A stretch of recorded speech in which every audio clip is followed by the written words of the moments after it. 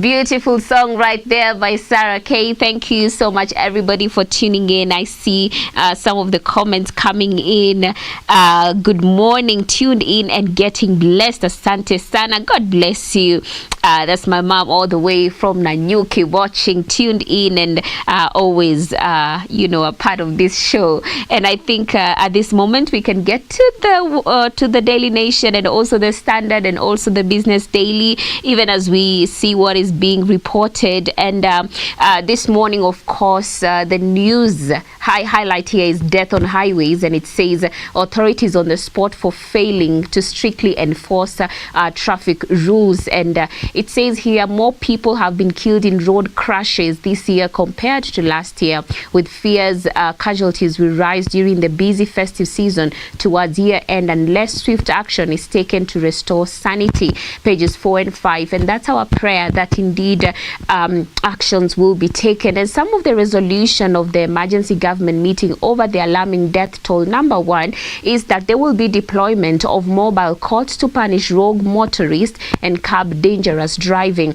Number 2 is extra roadblocks to intensify vehicle and motorbike inspection. Number 3 is that there will be a crackdown on motorbikes violating traffic laws, which has been something that we see every single day. Anti-graft officers along major highways to curb corruption. Number 5, standby ambulances for quick response to distress calls. And number 6, public to report violations through a toll-free number, which is 999 911 and also 112. And lastly, step up road safety public education campaign. So this is what we are hoping the government is going to implement, especially in this season. As I said, we have to keep praying that we will indeed see just safety on our roads, even as the traveling continues in this season. I believe that God is in control and that we shall see improvement even in matters of road safety. I also see learners open up on change of senior school pathways. So junior school graduates say their performance in exams whose results were released last week is informing their decisions to switch career choices. Officials say the students have a 2-week window to revise their selections ahead of grade 10 admissions next month. A story covered on page 10, and I think I can applaud the Ministry of Education for releasing this early enough so that before the excitement of the holiday begins, at least people can decide on where they will go and plan ahead of it.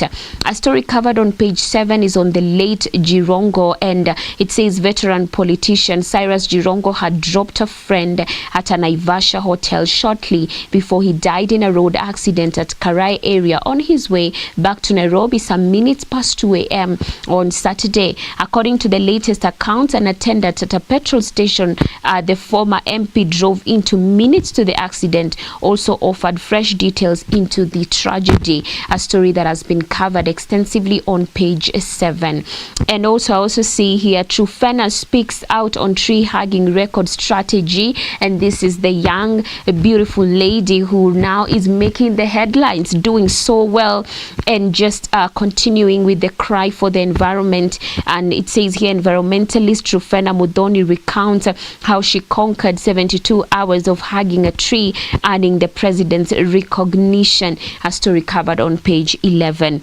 I also see here cabinet approves 5 trillion shilling sovereign and infrastructure fund for growth. The Healthy Nation today is covering fibroids, fertility and also fear. I think it's an important story and conversation because many are struggling with this, and I pray that we will indeed have hope beyond the situations of fibroid and infertility as well.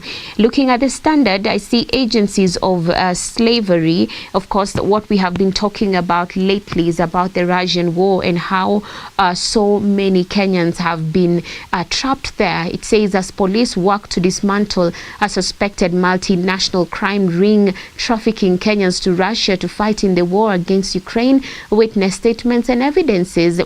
We we have reviewed point to two major entities and several individuals involved in selling their fellow countrymen into this deadly trap. So we are glad that they have at least found some of these agencies who are in charge, and we pray that they will be brought to book. I also see the Financial Standard this morning is covering Ruto's big shift to mega projects with 5 trillion shillings fund, and that is on infrastructure, what we have also just seen. The Business Daily this morning is covering how new NSSF rates will shrink pay slips next year.